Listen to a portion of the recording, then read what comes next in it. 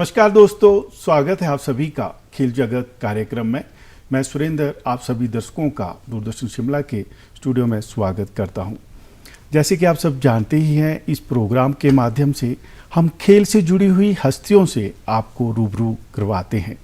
इसी कड़ी को आज आगे बढ़ाते हुए हमारे बीच खास मेहमान उपस्थित हैं।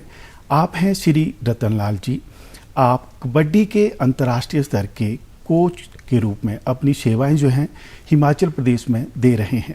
इसके साथ साथ आप general secretary kabaddi association of Himachal Pradesh में अपनी भूमिकाएं जो हैं वो निभा रहे हैं। रतन जी, आपका हमारे इस कार्यक्रम में स्वागत है, अभिनंदन है। सबसे पहले रतन जी, हम आपसे जानना चाहेंगे कि खेलों की ओर, खासकर कबड्डी की ओर आपका रुझान कब और कैसे बढ़ा? मेरे बड़े भाई श्री देवीराम ठाकुर जी, जो सेना में सूबेदार पद से सेवानिवृत्ति पा चुके हैं जी, वो सेना में एक बहुत ही उत्कृष्ट बॉक्सर थे, जिन्हें बेस्ट बॉक्सर के इनाम से भी नवाजा गया जी। और एक अच्छे बास्केटबॉल प्लेयर थे।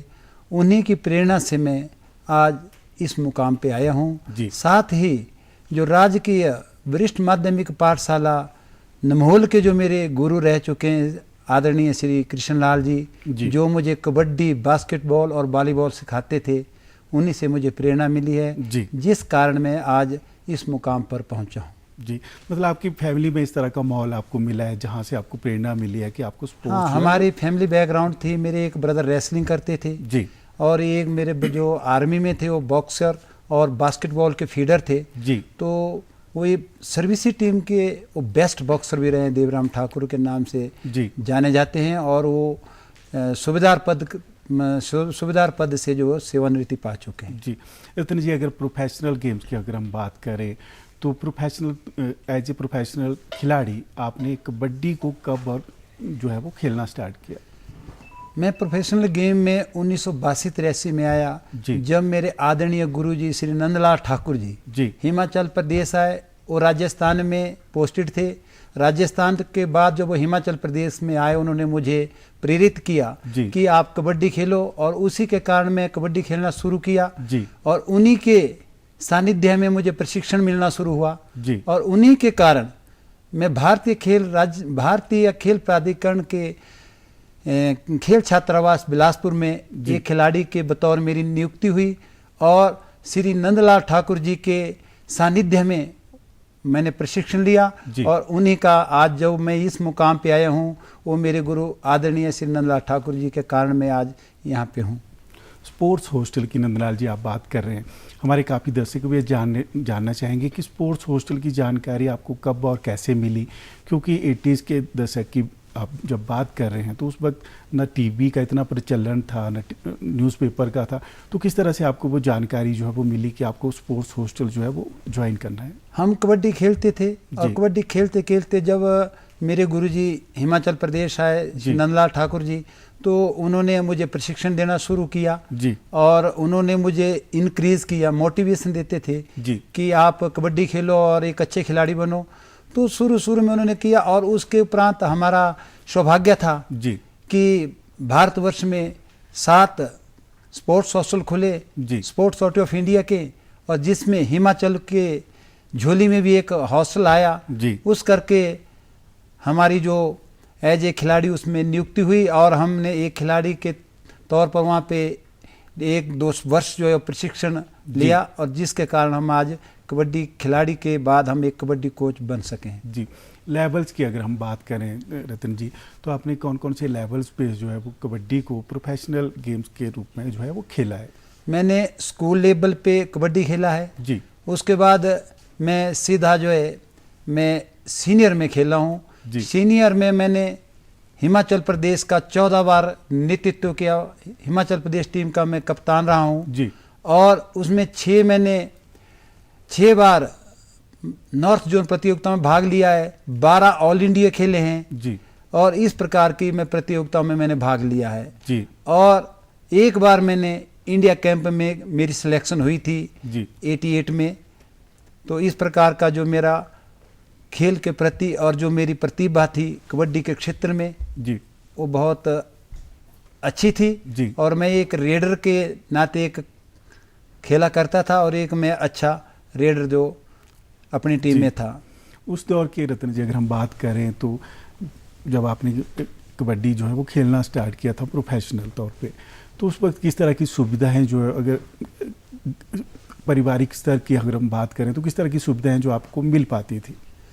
मैंने माना कि उस समय और आज के युग में जी जो हमें आज जो फैसिलिटीज मिल रही है उस जमाने में इतनी फैसिलिटी नहीं होती थी जी।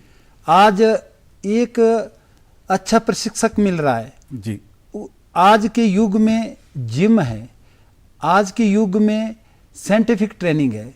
उस जमाने में जब हम खेला करते थे तो उस जमाने में ना तो साइंटिफिक ट्रेनिंग थी जी। ना तो ये इक्विपमेंट होते थे और ना ही फिजिकल फिटनेस के लिए हमारे जो इक्विपमेंट थे, चाहे वो स्ट्रेंथ ट्रेनिंग है, चाहे वो स्पीड ट्रेनिंग है, चाहे वो एजिलिटी है, चाहे वो फ्लेक्सिबिलिटी है, चाहे एक्सप्लोसिव पावर है। इस प्रकार की ट्रेनिंग कराने के लिए जो इक्विपमेंट होते थे उस जमाने में नहीं होते थे जी। आज जो हमारे पास इक्विपमेंट है वो हर एक प्रकार का इक्विपमेंट जो है आज हर प्रदेश और देश के अंदर जो है वो उपलब्ध है। छोटे से स्तर पे गांव से उठ के जब आप बड़े स्तर पे आप खेलने जाते हैं तो खिलाड़ी के लिए वो कितनी मोटिवेट करने वाली चीज़ रहती है, क्योंकि आप भी एक ग्रामीण क्षेत्र से संबंध रखते हैं, तो इस लेवल पे खेलना आपके लिए वो किस तरह की भावना लेके आता था? मुझे बहुत अच्छा लगता था जी कि एक छोटे स्तर से एक ऊपर बड़े स्तर पर खेलना जी, और उसमें अपने आप को मेंटेन करना और एक खिलाड़ी के नाते और एक अच्छा प्लेयर बनना। और उसके उपरांत जब मैंने एनआईएस किया और एक कोच बना और इस कोच को जो है अपनी छवि अपने गांव में नहीं, अपने इलाका में नहीं, अपने जिला में नहीं, प्रदेश में नहीं, देश में आज जो है छवि मैंने छोड़ी है जी। जो मैंने राष्ट्रीय और अंतर्राष्ट्रीय स्तर के खिलाड़ी पैदा किए हैं जी। एनआईएस की आप बात करें रतन जी, तो हमारे कई दर्शक भी ये जानना चाहेंगे कि एनआईएस जो है वो आपने कहाँ से की है? मैंने 1988 में भारतीय खेल प्राधिकरण का रेगुलर जो कोर्स था वो गुजरात गांधीनगर में स्टार्ट हुआ। हमारी जो कबड्डी की एनआईएसयू बेंगलोर में होती थी, लेकिन वहाँ से सारा कम्प्लेक्स ट्रांसफ़र होकर गांधीनगर आया और जो हमारा बेंगलोर जो कम्प्लेक्स था उसमें इंडिया कैंप के लिए रखा गया। तो मैंने पहला रेगुलर कोर्स जो है 1988 के अंदर जो है वो गुजरात गांधीनगर से किया है। जी। तो सुविधाओं की अगर हम बात करें तो हिमाचल प्रदेश में किस तरह की सुविधाएं जो है आप कबड्डी के खिलाड़ियों को जो वो मिल पा रही हैं, अगर आज के समय के और पुराने समय की तुलना करें? पुराने समय और आज के युग में अगर तुलना करें तो आज हिमाचल प्रदेश के अंदर खिलाड़ियों को बहुत अच्छी सुविधाएं मिल रही है क्योंकि हमारे टाइम में हॉस्टल शुरू हो गए थे। आज हिमाचल के अंदर भारतीय खेल प्राधिकरण का जो शाही हॉस्टल है बिलासपुर में और एसटीसी सेंटर लड़कियों का जो धर्मशाला में है और एक एक्सटेंशन सेंटर सिरडा में बॉक्सिंग और कबड्डी का है और एक राज्य खेल छात्रावास बिलासपुर में और एक राज्य खेल छात्रावास ऊना में है। और इस प्रकार से कई हमारे बींग्स हैं, बींग चले हुए हैं हमारे कॉलेज में। तो इस प्रकार आज जो हमारे इस युग में जो खिलाड़ियों को जो कोचिंग मिल रही है और खिलाड़ियों को जो फैसिलिटीज मिल रही है वो पहले के ज़माने में और आज के ज़माने में बहुत अंतर है। जी। इंडिया कैंप आपने ज्वाइन किया था, तो एक खिलाड़ी के लिए अगर हम बात करें तो कितने मायने रखते हैं इंडिया कैंप को लगाना? मैं एक अंतर्राष्ट्रीय खिलाड़ी नहीं बन पाया लेकिन मैं बड़ा गौरवान्वित महसूस करता हूँ कि मैं उस इंडिया कैंप के लिए ही सिलेक्ट हुआ। मेरे लिए ये बहुत बड़ी बात है कि एक छोटे से प्रदेश से और जो एक छोटा सा प्रदेश हो और उस प्रदेश से मैं एक ऐसा खिलाड़ी था। मैं उस जमाने में एक बेस्ट रेडर होता था और मैं ऑलराउंडर भी था, मैं कवर भी खेलता था। तो उस जमाने में मेरी इंडिया कैंप में सिलेक्शन होना ही अपने आप में बहुत ही मैं गौरव महसूस कर रहा हूँ। जी। आज के समय की रत्न जी अगर हम बात करें तो पहले कबड्डी को इतनी पहचान जो है वो नहीं मिल पाती थी, क्रिकेट और दूसरी गेम जो है वो काफ़ी फेमस हो गई थी, लेकिन कुछ साल पहले के अगर हम बात करें तो कबड्डी जो है वो काफ़ी स्तर पे जो है वो खेली जा रही है। तो किस तरह का ये चरण जो वो रहा है कि कबड्डी को स्तर पर ले जाने के लिए? मैं सबसे पहले कबड्डी फेडरेशन ऑफ इंडिया के प्रेसिडेंट श्री जनार्दन सिंह गहलोत का धन्यवाद करना चाहूँगा, जिन्होंने इस मिट्टी के खेल को आज बुलंदियों पे पहुंचाया है। किस प्रकार से उन्होंने, जो आज हम सुना करते थे कि क्रिकेट के खिलाड़ी जो है वो 5 स्टार होटलों में ठहरते थे, क्रिकेट के खिलाड़ी जो हवाई जहाज में जाते थे, मैं इस दूरदर्शन के माध्यम से श्री जनार्दन सिंह गहलोत का धन्यवाद करना चाहूँगा कि जिन्होंने कबड्डी को इस मुकाम पे खड़ा कर दिया कि आज अगर भारतवर्ष में अगर क्रिकेट के बराबर कोई गेम अगर आई है तो वो कबड्डी है। आज कबड्डी का खिलाड़ी एसी बसों में जाता है, आज कबड्डी का खिलाड़ी एरोप्लेन में जाता है, आज कबड्डी का खिलाड़ी 5 स्टार और 7 स्टार होटलों में ठहरता है। तो आज हम बड़े अपने आप को बहुत ही गौरवान्वित महसूस करते हैं कि आज ये कबड्डी का खिलाड़ी, आज ये कबड्डी का ऑफिशियल, आज ये कबड्डी का कोच वो 5 स्टारों में ठहरता है।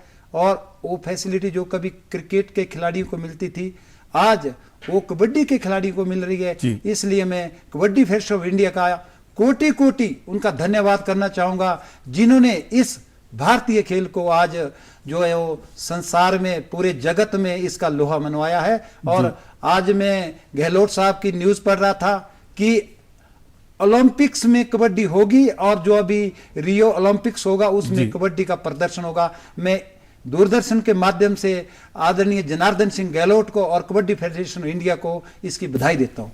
आपको भी इसकी बधाई रतन जी। कबड्डी फेडरेशन ऑफ इंडिया की आप बात कर रहे हैं, तो कबड्डी फेडरेशन ऑफ इंडिया जो वो किस तरह के प्रयास जो वो करता है ताकि कबड्डी को अंतर्राष्ट्रीय स्तर पे और ज़्यादा निखार के लाएं?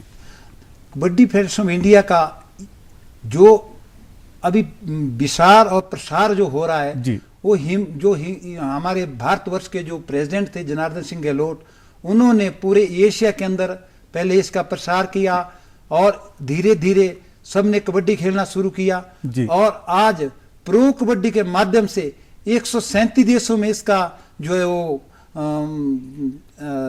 जो है दूरदर्शन पर देखी जा रही है। और कबड्डी जो है वो एक लोकप्रिय खेल जो है 137 देशों में आज जो है वो इसका प्रचलन चला हुआ है। तो मैं कबड्डी फेडरेशन ऑफ इंडिया को इसका धन्यवाद कहूँगा, खासकर जनार्दन सिंह गहलोत का, जिन्होंने कबड्डियों को बुलंदियों पर पहुँचाया। प्रो कबड्डी के रतन जी आप बात कर रहे हैं, तो प्रो कबड्डी का किस तरह का रोल रहता है कबड्डी को और आगे ले जाने के लिए, और किस तरह की फैसिलिटीज़ जो है प्रो कबड्डी के माध्यम से खिलाड़ियों को जो वो मिल पाती है? देखिए, एक ऐसी गेम जिसमें हम सुना करते थे कि यूरोपियन कंट्रियों में जो फुटबॉल है सबसे टॉप गेम है, तो उसके खिलाड़ी हम सुना करते थे कि करोड़ों में बिकते थे। लेकिन कबड्डी फेडरेशन ऑफ इंडिया के प्रयासों से, और मैं बधाई देना चाहूँगा जो हमारी 12 जो हमारे मालिक है टीमों के, जिन्होंने कबड्डी को अपना खेल समझा और 12 टीमें परचेज की, मैं उनको धन्यवाद करना चाहूँगा कि जिन्होंने कबड्डी को अपना खेल मानते हुए कबड्डी को इस स्तर पर पहुँचाया है। और जैसे प्रो की बात करते हैं, प्रो में जैसे हमारा खिलाड़ी था, पहले कबड्डी खेलता था, एक सर्टिफिकेट लेकर वापस आता था, तो आज प्रो कबड्डी में करोड़ों रुपए हमारा खिलाड़ी कमा रहा है। करोड़ों रुपए का फायदा हमारे खिलाड़ियों को हो रहा है। मैं आपको बताना चाहूंगा कि हिमाचल प्रदेश का एक ऐसा सपूत, मैं उसके माता पिता को कोटि कोटि प्रणाम करता हूं कि अजय ठाकुर, जिसको पूरे भारतवर्ष में अगर पद्मश्री अवार्ड मिला है तो कबड्डी में अजय ठाकुर को मिला है। अजय ठाकुर 7 सीजन से जो है वो प्रो कबड्डी खेल रहे हैं और पिछले सीजन में 1 करोड़ 10 लाख में अजय ठाकुर की ऑक्शन हुई थी। और हमारा सौभाग्य है और हिमाचल प्रदेश को मैं इसकी बधाई देता हूं कि हिमाचल प्रदेश का सपूत और तामिल थलाईवास तमिलनाडु के टीम का जो है वो कप्तानी कर रहा है, तो मैं इसके लिए बधाई देता हूं। उसी के साथ जो महेंद्र ठाकुर है, जो मंडी से है और भारतीय सेना में कार्यरत है, 23 साल उस लड़के की एज है, वो लास्ट ईयर बेंगलुरु बुल्स का जो खिलाड़ी रहा और उसकी जो है बेंगलुरु बुल्स की रीढ़ की हड्डी है और उसने डिफेंस में अपना लोहा मनवाया। और मुझे तो नहीं लग रहा है कि बेंगलुरु बुल्स ने जो गोल्ड मेडल उठाया, और महेंद्र जो मेरा स्टूडेंट है जिसको मैंने 6 साल कोचिंग दी है। जी। बंगाल वॉरियर में बलदेव है, वो मेरा स्टूडेंट रहा है। सुरेंद्र, अजय ठाकुर मेरे स्टूडेंट नहीं है, लेकिन फिर भी मैंने इनके कैंप लगाए, इनको कोचिंग दी है। तो मेरा जो मानना है कि जो प्रो कबड्डी से जो हमारे खिलाड़ी है वो पैसा भी कमा रहे हैं और वो अपना नाम भी कमा रहे हैं। जैसे यू मुंबई में हमारे सुरेंद्र जी हैं, सुरेंद्र बहुत बड़े डिफेंसर है और तेलुगु टाइटल के जो कैप्टन रहे विशाल भारद्वाज जी।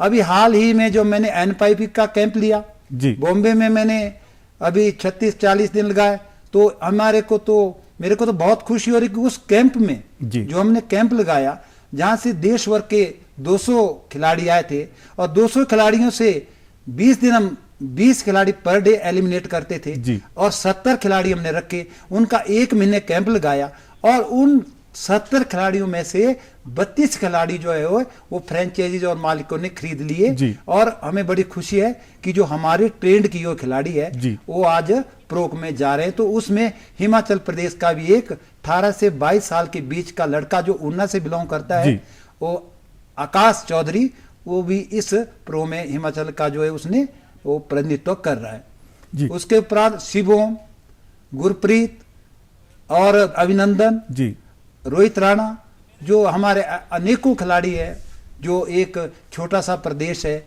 और उस प्रदेश से आज प्रो में जो है वो नाम कमा रहे हैं। जी, और इस तरह की सुविधाएं जब मिलती है तो खिलाड़ियों को भी मोटिवेशन मिलती है, उनको देख के और लोग भी मोटिवेट होते हैं कि आपको इस गेम को जो है वो खेलना है। ये तो नेचुरल है। जब आज अगर हिमाचल प्रदेश की बात कहूँ, नालागढ़ एक ऐसा क्षेत्र है जहाँ से अजय ठाकुर बिलोंग करता है। उस गांव में, उस इलाका में हर घर का हर बच्चा कबड्डी खेलता है। कारण क्या है? कारण अजय ठाकुर है।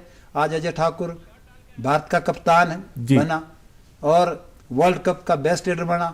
और आज अजय ठाकुर एक खिलाड़ी नहीं, आज हिमाचल प्रदेश पुलिस में डीएसपी के पद पर तैनात है। तो हमारे लिए एक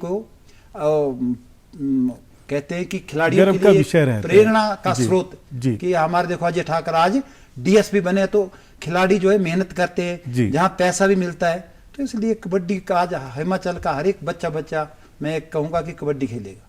तो किस तरह की भावना है, क्योंकि आप एज ए कोच अपनी सेवाएं जो वो दे रहे हैं हिमाचल प्रदेश में और इन खिलाड़ियों को तराशने में आपका बहुत बड़ा योगदान जो वो रहा है, तो किस तरह की भावना आपके अंदर रहती है जब आपके तराशे हुए खिलाड़ी अंतर्राष्ट्रीय स्तर पे पार्टिसिपेट करते हैं और मेडल लेके आते हैं?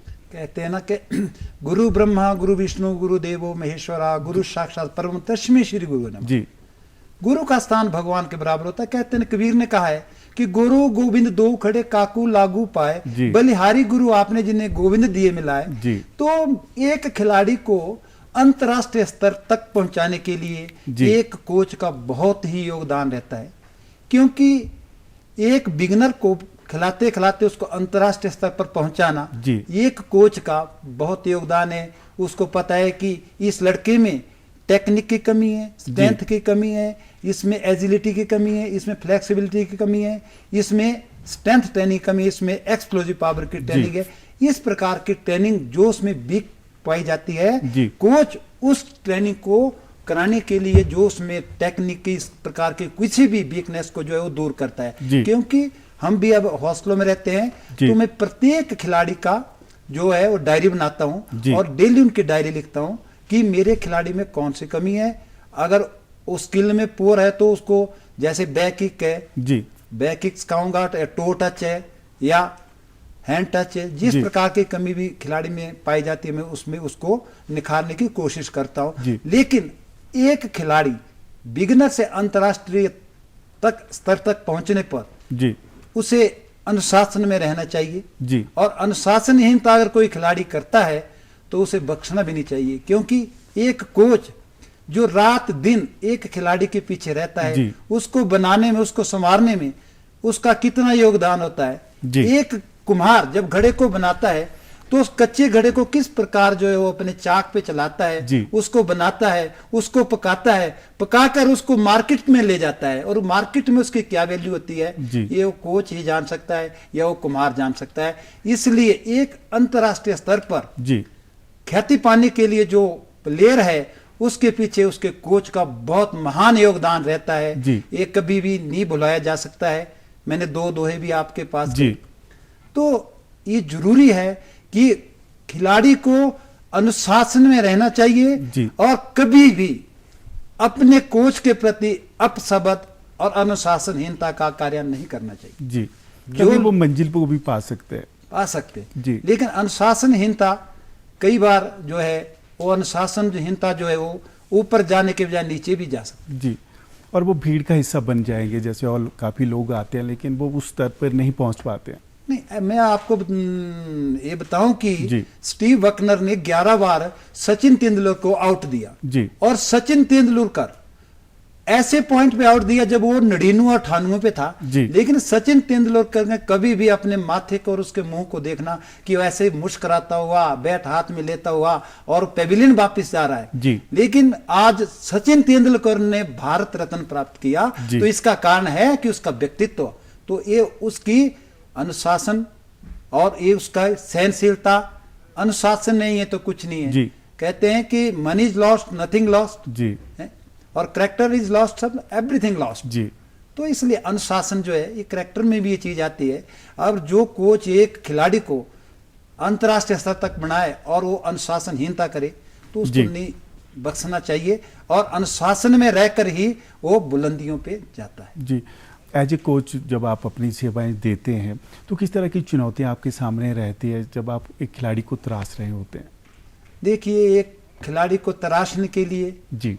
और एक खिलाड़ी को बनाने के लिए सबसे पहले एक पंक्चुअलिटी, जी। समय के पाबंद होना चाहिए और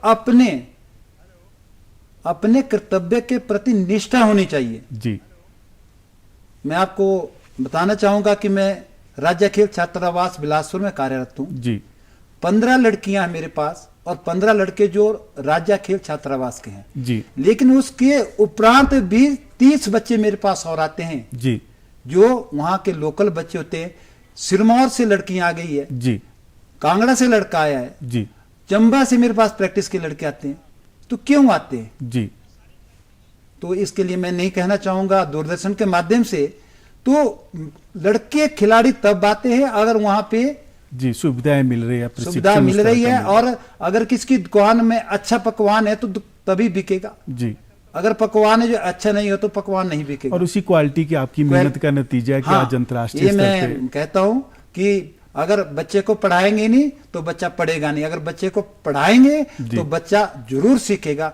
इसलिए कोच का ग्राउंड में होना और काम करना और अपने कर्म के प्रति निष्ठा रखना और बहुत ऊपर तक जाता है। मैं ये कहता हूं कि आज अगर मैं यहां तक पहुंचा हूं तो मां मेरी शेरावाड़ी का आशीर्वाद है और मैं इस कर्म के माध्यम से यहां आया हूं।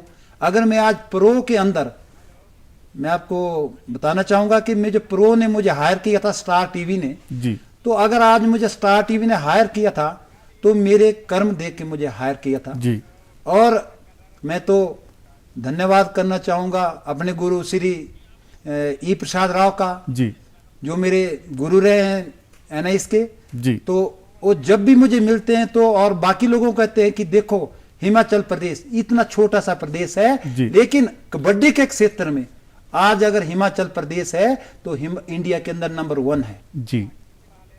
व्यक्तिगत स्तर की अगर हम बात करें सर तो आप अपने व्यक्तिगत स्तर पे किस तरह से कबड्डी जैसी गेम को प्रमोट करने के लिए जो वो प्रयास करते हैं? मैं चाहूंगा कि जैसे मैं एक हॉस्टल में कार्य करता हूं जी, लेकिन पहले भी जब मैं हॉस्टल में था जी तो मोबाइल कैंप लगाए जाते थे।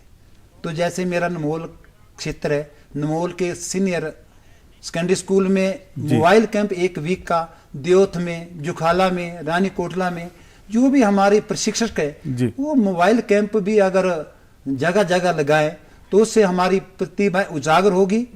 और मैं धन्यवाद करना लोगों को मोटिवेशन भी जो वो मिलती है और मैं धन्यवाद करना चाहूंगा हमारे शारीरिक जगत में जो भी मेरे पीटीज डीपीज भाई जो कार्य कर रहे हैं जी, जो उस प्रतिभा को हमारे खेल छात्रावास तक पहुंचाते हैं, मैं उनका भी धन्यवाद करना चाहूंगा।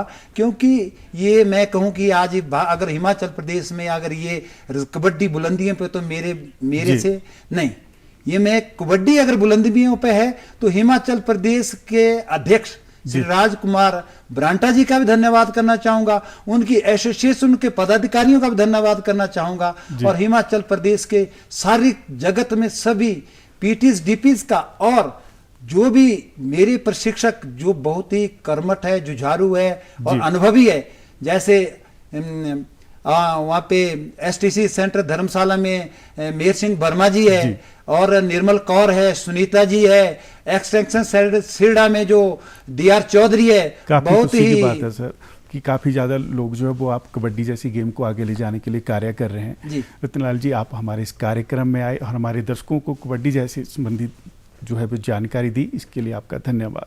धन्यवाद। तो दर्शकों, ये था हमारा आज का प्रोग्राम। अगले प्रोग्राम में आपसे फिर होगी मुलाकात, तब तक दीजिए अनुमति। नमस्कार।